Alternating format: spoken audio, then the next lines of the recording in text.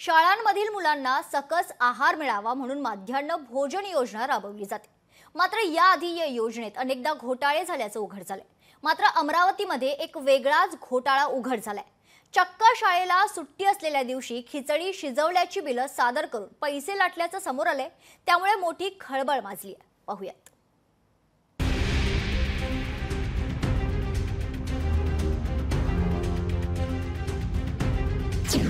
सुट्टीच्या दिवशी खिचडी खाल्ली कुणी? अमरावतीत खिचडीचा महाघोटाळा उघड। सुट्टीच्या दिवशी शाळांमध्ये खिचडी शिजली कशी?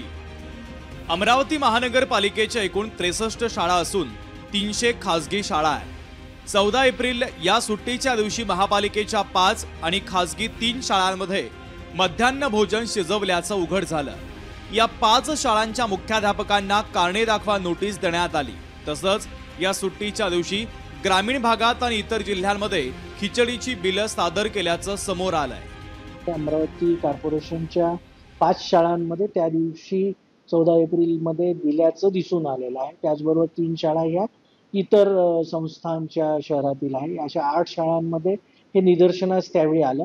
तदनंतर त्या 5 जे मुख्याध्यापक आहेत त्यांना आपण त्यांच्यावर कारवाई प्रस्तावित केलेली आहे।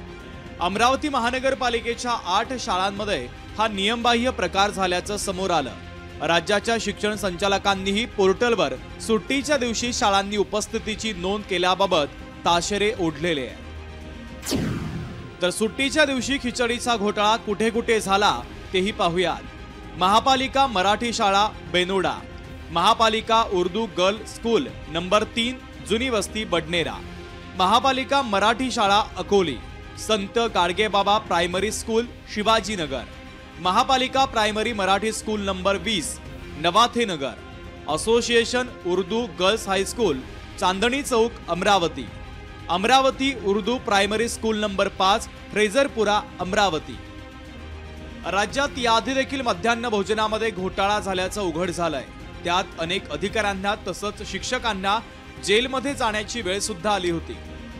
त्यातच आता अमरावतीमध्ये सुट्टीच्या दिवशी शाळांमध्ये खिचडी शिजवल्याचं दाखवून पैसे लाटल्याचं समोर आलं। त्यामुळे मोठी खळबळ उडालेली आहे।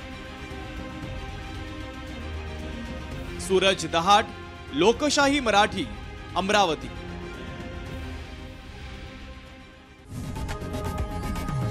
लोकशाही मराठी ऐका, पहा, जागरूक रहा।